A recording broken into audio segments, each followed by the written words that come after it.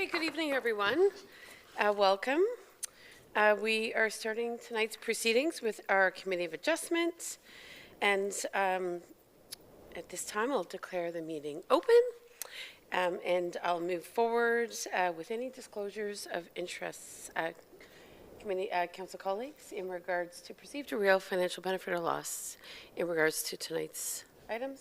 Seeing none, I will then move on to the approval of the minutes from our January 18th, 2023 meeting.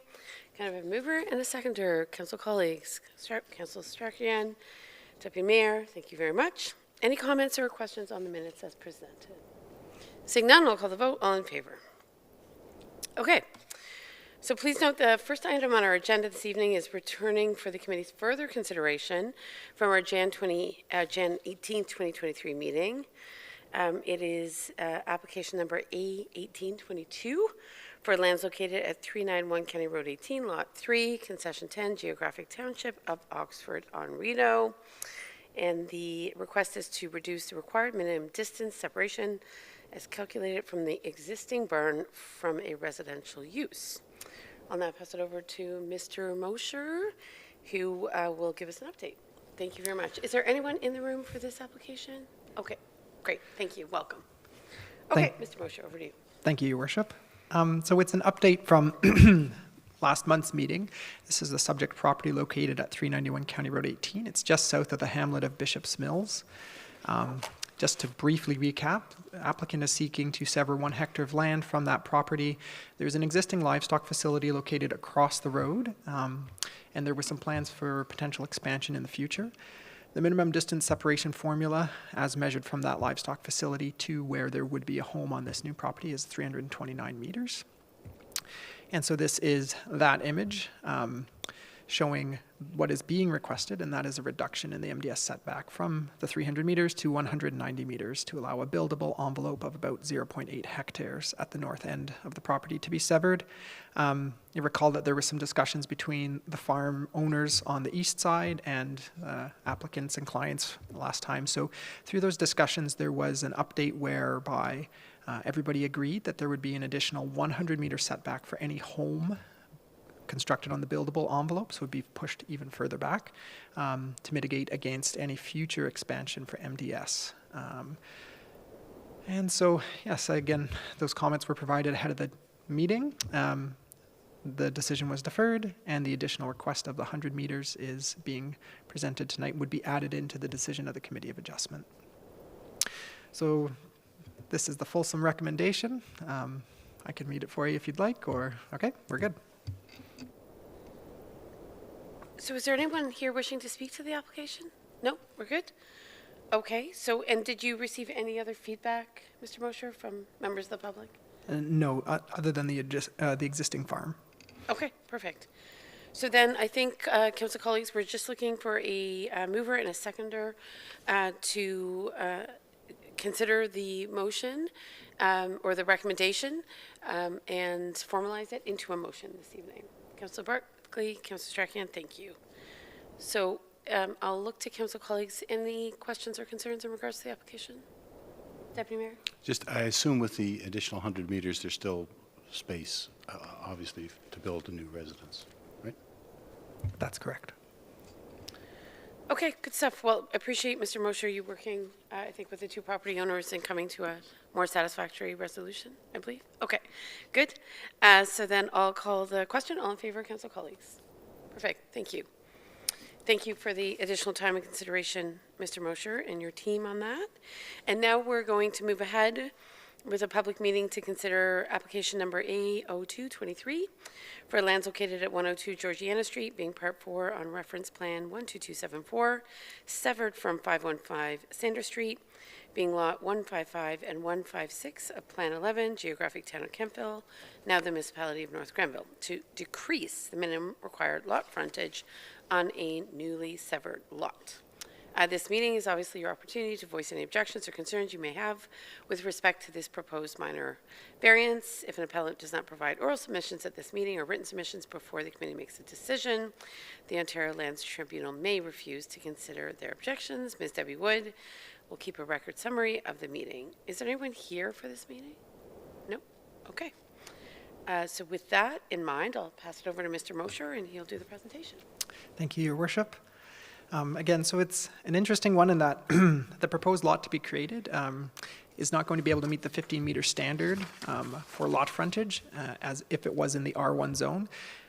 For whatever reason, the survey came back at 14.95 meters, and options were identified with the individual of how that could be addressed, but they decided their best option was to seek a variance for 5 centimeters. We thought maybe we would say 50 millimeters because it sounds bigger, but it's just 5 centimeters. So. This is the subject property. It's located at the corner of Georgiana and Sanders Street. It is located just on the tip of the downtown core within North Grenville. The existing property is zoned residential second density. The area indicated as 102 is the back end of the property to be severed through this application. And this is the reference plan. Probably hard to see it out there, but it's circled up there that it's 14.95 meters on the plan that's been prepared. So the 5 centimeter decrease will clear a condition of the severance. Future construction, to the extent of our knowledge, should be able to comply with all the rest of the zone requirements. And the proposed construction would not occur on any easement, would not be permitted to. We didn't receive any comments from neighboring property owners. We did receive a letter of no objection from the Conservation Authority. And so staff is recommending that this decrease occur. It is minor in our opinion and facilitates the development of the property through the severance. It is in keeping with the official plan, that it's a residential area and it's appropriate and desirable for this type of designation. So I'm happy to answer any questions. Thank you. And again, when we talk about that front lot coverage, or minimum required lot frontage coverage, is there any consideration of potentially modifying that moving into the future in terms of what the minimum standard is? It's a standard that's been set for quite some time, and it's quite a common standard across all municipalities. You can always look at modifying the standards if a more urban distance makes sense. But there's been no clear direction provided and no need generally to vary that. On a case-by-case basis, it is reduced for infill severances. Indeed. Okay. Council colleagues, anything from you on this? Thank you. Go ahead, Deputy Mayor. Yeah, thank you. This is a very minor variance. I'm just, is there a more time-effective or cost-effective approach to dealing with such a minor issue? Thank you, Deputy Mayor. Quite possibly. I mean, I know that we've spoken in the past about community permit planning systems. They exist and they sometimes provide relief. I myself haven't had a tremendous amount of experience with them, but staff can look into it to see if that would be a more elegant solution to this kind of a thing in the future. I mean, you say cost effective, I guess. Is there a fee to seek the minor variance? Just remind me of what the fee is. There is a fee. It's $650 to make an application for minor variance, and then costs to the Conservation Authority and things. Okay. The cost for the Conservation Authority to review the application. Okay. And I guess there's our time where there's minimal cost, right? So, and I guess staff time, a little bit of staff time. Okay. But really, it seems the burden is on the applicant, right, with that $650 Committee of Adjustment fee for a minor variance. Okay. So I just want to be clear when we talk cost effective, what exactly are we talking about? So now, of course, at the discretion of the resident in this case, right? They felt it was worth going down this path. Okay. Okay, so if there are no other questions, I will call the vote. I think this is, I don't think we've ever voted on a 5 centimeters, right? 5 centimeter variance. Yes, Deputy Mayor? Oh, you're moving. Yes. Okay, excellent. Councilor Charakian? Okay, the recommendation is before you. I see no other questions. I'm going to call the vote on 5 centimeters. All in favor? Okay. Good. Okay. Moving right along. I hope the applicant feels comforted by our decision. Mr. Mosher allows him or her to move on. We are now moving on, and forgive me, I'm just switching gears here, to our regularly scheduled council meeting where we will be considering other planning applications. So with that in mind, council colleagues, we will, for our council agenda, need to adopt or formalize our agenda for this particular meeting. And of course, we'll have to do our land acknowledgement. So I'm calling the council meeting to order as distinct from our Committee of Adjustment meeting, which I have now adjourned. Ms. Wood, that meeting is adjourned. Thank you. Do you need a mover or seconder? I do. Okay. Councillor Strachan, will you move, please? Deputy Mayor? Okay. So we'll formally adjourn that meeting. Now we're off to our council meeting. So this meeting is now being called to order, and I'll look to one of you to read the land acknowledgement, please. Okay. Go ahead. The municipality of North Grenville acknowledges that the municipality operates on the unceded and unsurrendered territory of the Anishinaabe. We honor the historic relationship of the Haudenosaunee and Huron-Wendat peoples to this land. We recognize all First Nations, Métis, and Inuit who call North Grenville their home. We respect and support the need for cultivating a strong relationship with all Indigenous peoples, and we look forward to continuing this conversation and fostering the path towards reconciliation. Thank you very much, Councillor Strachan. Now we're going to move on to the approval of the agenda as presented for today, February 15th. Deputy Mayor, would you like to move that? Yes. Okay. Councillor Strachan will second. Any comments or concerns, questions about the agenda? There is a singular item, which is our proposed zoning bylaw amendment. Seeing none, I'll call the question. All in favor? Good. Thank you. We have an agenda. Next, we'll move on to our consent agenda item, and that is simply the council meeting minutes from Jan 18th. Colleagues, would you like to move and second the adoption of the single item under the consent agenda? Deputy Mayor, Councillor Strachan, any comments or concerns on the minutes? Colleagues? They seemed in very good shape to me, so thank you to the clerk and our planning staff for putting those together. And I will call the question. All in favor? Good. Thank you. So that brings us to our public meeting, and I'll just read the script that I am legally mandated to read so that we are formally in a public meeting process.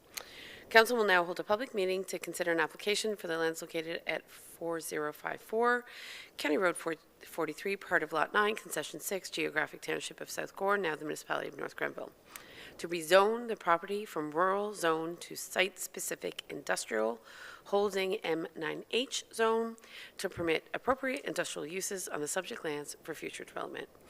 I must advise that this meeting is your opportunity to voice any objections or concerns if an appellant does not provide comments at this public meeting or written submissions before council makes a decision. The local planning appeal tribunal may refuse to consider objections. Any persons who wish further notice can obviously approach our staff team, Mr. Mosher, who is here this evening. Are there people here for the public meeting? Okay. And do we have the applicant here? You are both applicants? Okay. You are both part of the team for the application. Excellent. And I don't see anyone else. Is that correct? Okay. So with that in mind, I'll pass it over to Mr. Mosher, and then we'll go to the applicant as required. Go ahead. Thank you, Your Worship.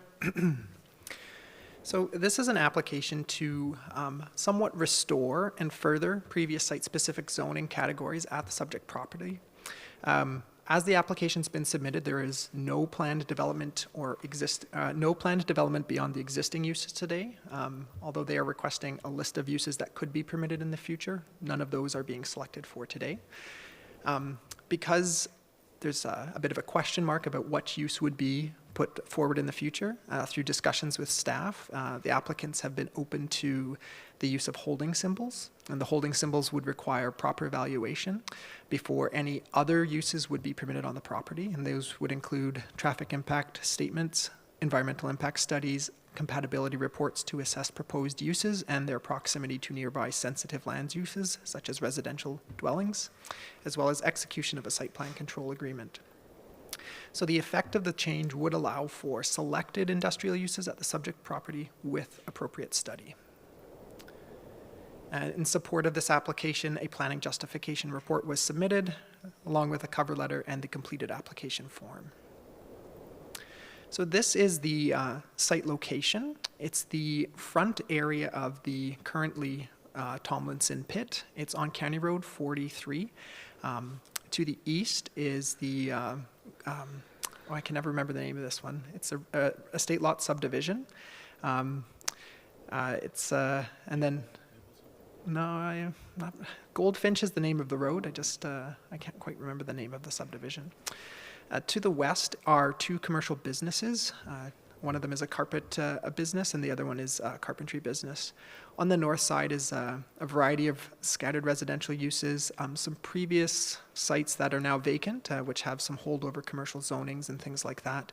And then off to the north and kind of to the northeast is the Kettle Creek subdivision. So this is it in context. When you look at the aerial photo, you can see there's a driveway into the subject property. That's where the weigh scale is. And to our knowledge, and as indicated by the applicant, the existing uses today are that weigh scale, a few accessory structures, and parking of vehicles. So it's interesting, when the applicant first approached staff, they were under the impression that at some point in time there was industrial zoning on the property, and they were correct. In 1987, South Gore Township had zoned the west half of the lands as RM, or rural industrial, and that kind of zone category permitted a variety of uses. So that information is contained within the detailed report, but similar types of uses are being requested to be established onto the entire site. The east side of the property was zoned rural and always had been, but it was always used as a parking lot for the last 20 years, I suppose.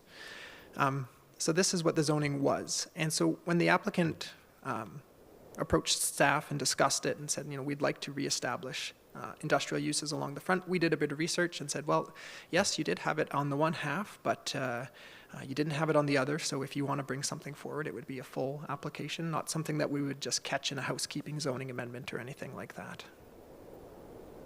This is the zoning today, so you can see the zone schedule shows the entire front portion of this property as being rural. So only rural uses or existing uses would be permitted at this time. This is North Grenville's official plan. You can see in context just a little bit better. The property is highlighted in red. The vast majority of this site is designated as rural under North Grenville's official plan. Rural residential to the east and then also to the north. To the west, again, are those commercial uses, also in the rural land use category. And then to the south is the extractive quarry. That's shown by that other hatched symbol there. So in terms of a policy consistency, we referred to the PPS first. That's where we always start. Planning within the province is policy-led, first with the PPS, then through the counties, then through North Grenville's official plan. When we looked at this specific application, from a staff perspective, it seems to be one that helps to diversify North Grenville's economic base, and it would not preclude or hinder existing mineral aggregate operations to the south. This industrial uses would be seen to be something that's compatible with those kinds of uses. But we do have the context of existing residential to the east specifically, and also north on the road. And we don't know, because the applicants don't have a use that's picked today, we don't know what they would be. And so the PPS does require that when you're establishing these kinds of uses, that you're making sure that it would be compatible with sensitive land uses and that any adverse effects can be mitigated. The PPS also requires that there'd be some kind of, staff had also recognized that there will need to then be a site plan process which will ensure future consistency with the PPS for things such as traffic, compatibility, stormwater, and those matters. In terms of the county's official plan, it's very similar to the PPS. The uses being asked for at the subject property would not preclude or hinder existing or future mineral operations. And in the opinion of staff, with proper study in future, adjacent sensitive land uses will be able to be respected, and there will be proper limits or appropriate separation distances established between any future use and sensitive land receptors. North Grenville's official plan is very similar as well, designating the majority of the property as rural. And again, compatible industrial uses are appropriate with study adjacent to the mineral aggregate resource, and it would also evaluate what's the impact to nearby sensitive uses. There was some minor significant woodlands and unevaluated wetlands identified in the southwest corner of the property, and the applicant has agreed to ensure that appropriate environmental impact studies are done at the time that a future development application is known. So with the limited range of uses being proposed, I think the key takeaway is that, while it's unknown, the holding simple requires future studies. So this is seen almost to be like a hybrid approach. The selected uses that would be requested by the applicant include an automobile body shop or service station, a building supply outlet, a bulk storage yard, a contractors or trades establishment, a distribution center, equipment sales or repair, mini storage facilities, saw or planing mills, truck repair or maintenance depots, warehouse, including storage and self-storage warehousing, soil processing facilities, and buildings and structures accessory to permitted use. All of these uses would have to proceed through these studies. So if the use was known to be, for example, a mini storage facility, we don't know that it would be. There would be a scoped traffic impact study assessing that specific use with the scoped environmental impact study, compatibility report, and then ultimately that would be culminated through the execution of a site plan control agreement on the site. At the time the slide deck was prepared, we had received a letter of no objection from Rideau Valley Conservation Authority with a note that some uses may require a risk management plan under the Clean Water Act.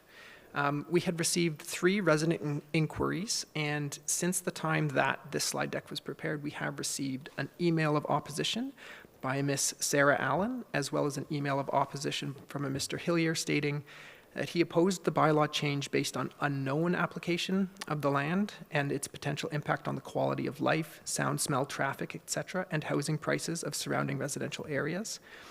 Mr. Hillier also indicated his opposition because the 120-meter advisement protocol was unrealistic when considering potential impact to residential areas, 3 subdivisions, homes on 43, for example, and that notice should be expanded.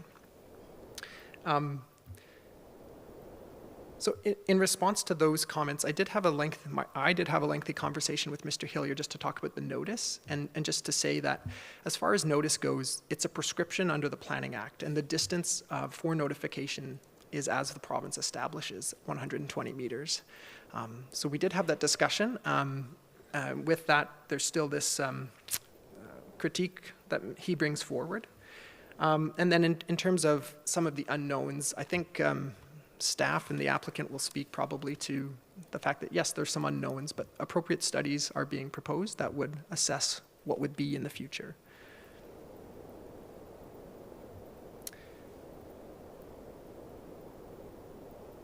So that concludes my formal report.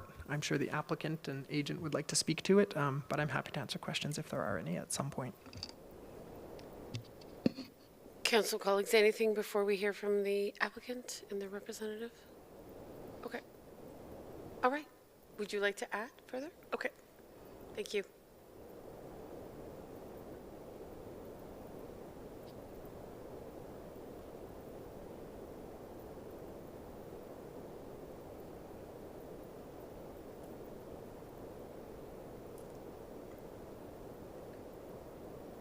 Welcome. Thank you. Thank you, Mr. Mosher, for such a thorough presentation. I think you've covered kind of everything that we could cover. So at this point in time, I'd just like to open it up for any questions that council might have. I'm just curious why now? That Right? is So an I'm- understandable question, yes. Yeah. So why now is because we have discovered that it had a future or a past industrial zone. And so we're seeking to reestablish those permissions while recognizing existing industrial uses on the site. Yeah, that is kind of the bulk of it. Yeah. I can add into that too. Excuse me, my name is Craig Bellinger and I work with R.W. Tomlinson. I work for R.W. Tomlinson. So basically, Tomlinson, as you know, has moved into Kemptville, North Grenville area, more significantly than we had, I think, one pit. We had one pit in Kemptville or North Grenville, and now we have 3 sites with 4 licenses. And so in doing so, we're making more of a footprint in this area, which is giving us more opportunity to develop business. And you know, we're not sure exactly what we want to do with it, but in buying the Tackaberry pit or quarry, sorry, we noticed that there was some zoning discrepancy from the past, from the due diligence in the work that we'd done. So in doing so, we thought, let's get this back to what it was and then assess what kind of options we have in the future. So Gotcha. I think, just to go on a little bit, but the hold zone really allows us to have that, zoning in place and with residents and people to understand what's there. And then whenever it comes time to actually propose a plan, then we go back and it becomes more of a fulsome, studies, like those 4 studies plus the site plan control. So that's essentially from Tomlinson's. That's helpful context. So change of ownership, due diligence, and Yep. you discovered, I assumed you might have thought it was industrial initially, We thought it was industrial, given because there's given the activity on the site? Yeah, there's Yeah. storage, there's Right. aggregate storage yard out front already. Hydro was leasing part of the property Ah. for, I don't know what they were doing work in the area, so they had like a yard there Mm-hmm. and a trailer. There's like a garage attached to the scale house where Tackleberry was using for, equipment Mm-hmm. repairs and stuff. So there's a bunch of other things that were maybe going on that shouldn't have, I don't know. But yeah, now that we've taken over the property and the ownership, it looks better for us to get it in compliance with Gotcha. zoning. And then if future development happens, if there's something that comes up, then we have the opportunity to expand on that. Okay. Thank you. Thank you. That's very helpful. Appreciate it. I'm curious, and Mr. Mosher, I didn't quite understand, how does a property lose its industrial zoning? Is it ceded or does it lift it? Like, I don't quite get it. Very good question. So in 2012, North Grenville passed its comprehensive zoning bylaw, and that consolidated and combined the South Gore, Oxford, Onrito, and Kemptville bylaws into one. And there was a process when that was underway to kind of curate all the zones and say, okay, what was which and what should it go to? For years after, I can recall being here previously, at times you would find errors within the zone schedule itself.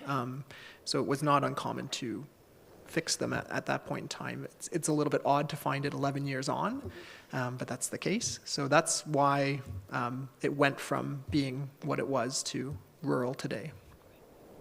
I have one more question, then I'll defer to council colleagues. The proximity to residential properties, right, has always existed, right? That quarry, right, and sort of related industrial uses, right, has always coexisted, correct? And that the subdivision that we're speaking of, that Goldfinch Kingfisher subdivision, right, which is effectively across from the soccer fields, is that where the resident opposition emerged? Is that correct? Yes, that is correct. And that subdivision has been, there 20 years? At least, yes. Yeah, at least, right? Okay. So people have understood that there's been other uses in the area, right? Okay.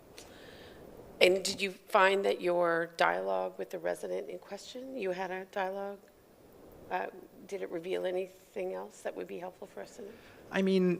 The specific concern was, so we talked about the process of,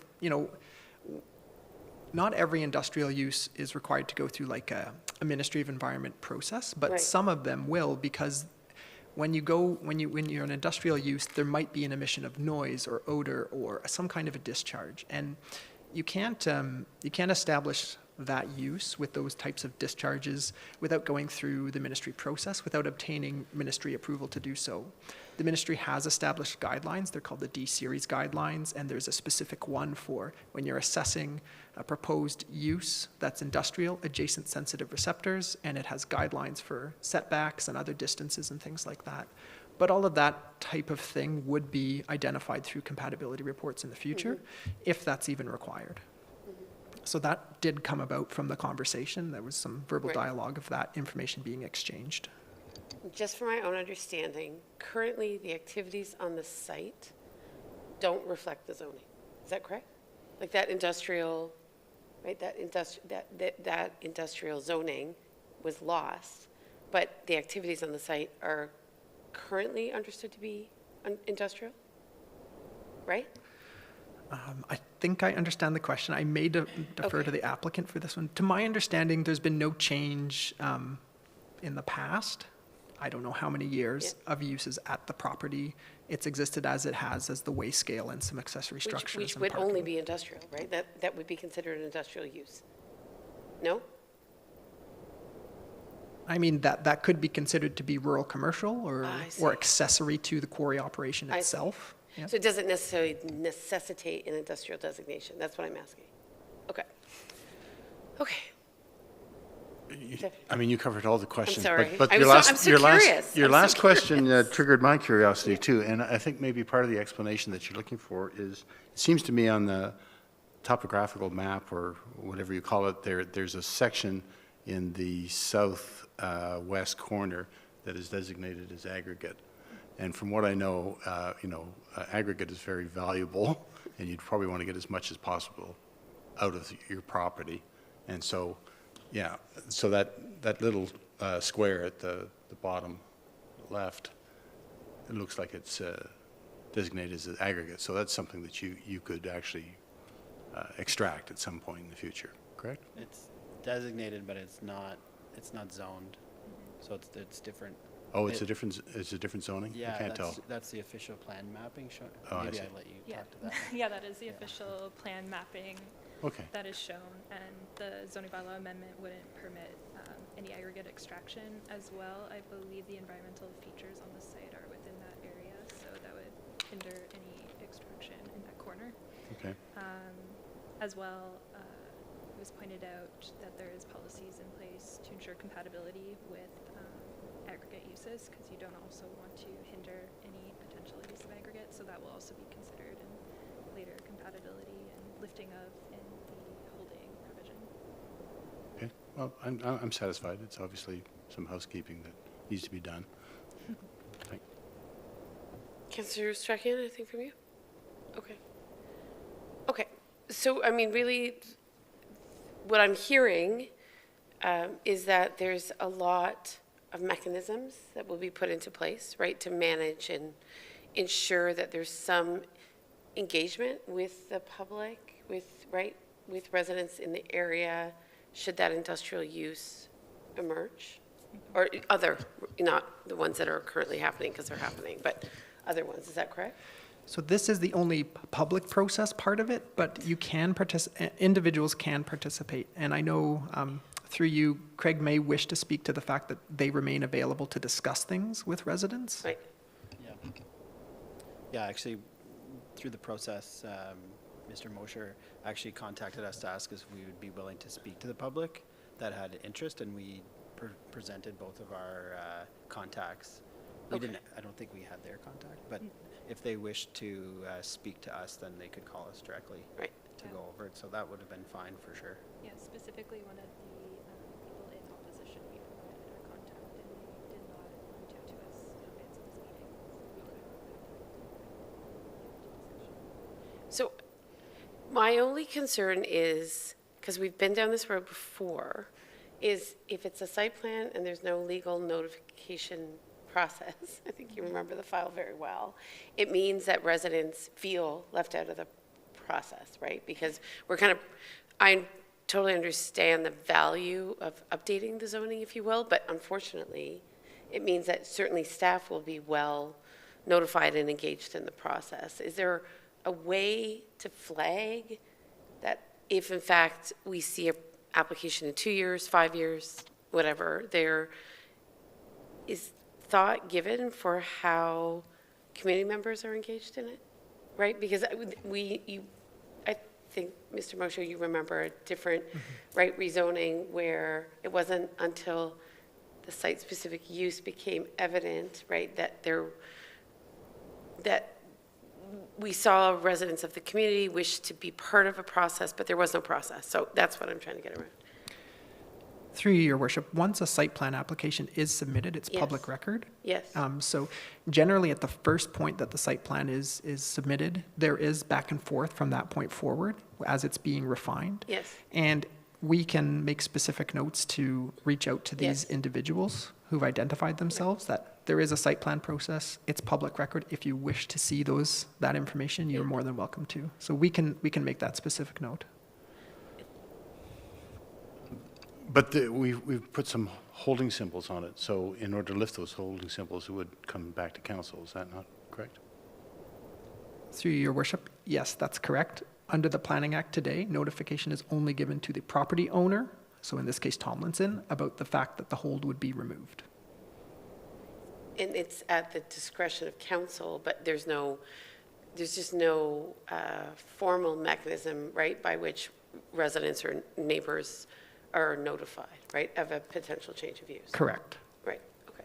So if there could be a note, right, and again, this is less about the like the merits of your application, it's just more about how we ensure that residents and, right, neighboring businesses are not surprised, if you will, because it's a surprise element that sometimes throws people off, as you can appreciate. So I think it's more just thinking down the road about that implication.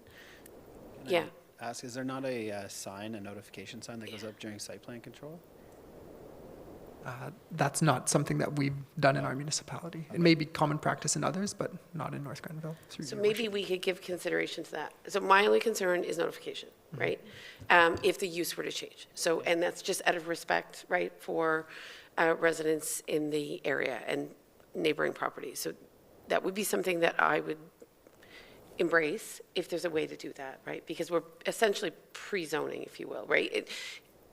In my opinion, it feels like a pre-zoning, but it also feels like we're rectifying a current zoning designation that's a little bit out of alignment with what's happening. So maybe we could somehow find a way to do that. Yes. I'm just wondering if we could direct staff to come back with a report about what would be involved in posting those kinds of Yeah. notices, Yeah. if other municipalities are doing it. I mean, it's administratively another job to do, and there's some minor costs involved. But maybe we could take a look at that. Certainly. Okay. Yes, Councillor Trachan. Through you, Madam Mayor, and again, not necessarily specific to this application. I think the questions have all been answered. Thank you very much. But more so for Mr. Mosier and for the planning department. We've seen this recently, I think in almost every planning meeting, about the 120 meters and how that's seen as problematic for residents in the local area. And I understand that, what the policy states and, what is required. And I guess, I don't know what the right number is, because you move it to 200 and then people at 210 meters wouldn't get the notification. You can keep going from there. But it seems to me that that continues to come up, that there are residents who are engaged and who would like to have been part of the process but don't have any way of being notified. And maybe it's not the official notification, maybe it's just communicating better what's coming up in the planning meetings in a different way so that people understand what's coming so they can find out the information via other means. And then in addition to that, the comment that was just made about notification signage, we've already seen that recently too, where a sign was there or not there.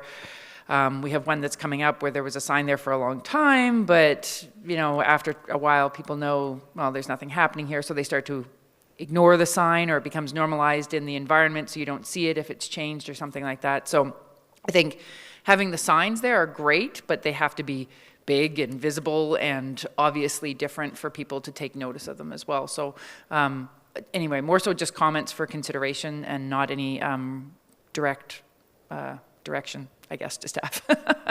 Thank you.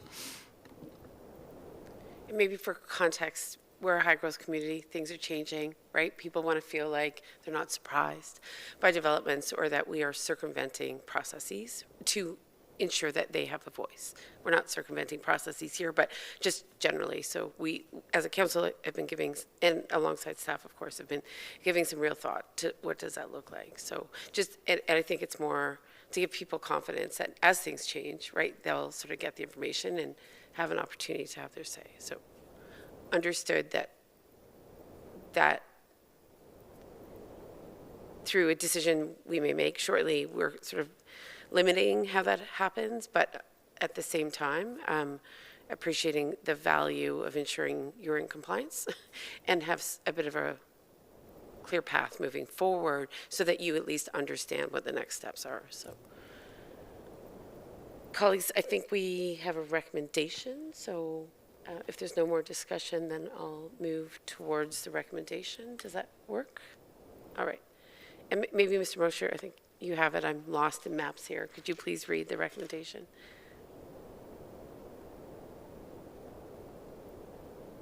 Oh, we do have it. Okay, thank you. Thank you to our clerk. Okay, go ahead. The recommendation, Your Worship, is that council approve and enact bylaw 16-23 for the lands located at 4054 County Road 43, Part Lot 9, Concession 6, Geographic Township of South Gore, now the Municipality of North Grenville, to rezone the property from rural zone to site-specific industrial holding, M9H zone, to permit appropriate industrial uses on the subject lands for future development. Okay. I'll look for a mover and a seconder. Councillor Strachan, Deputy Mayor. Any last comments? Anything else from the applicant? No, thank you though. Okay. Thank you. Okay, great.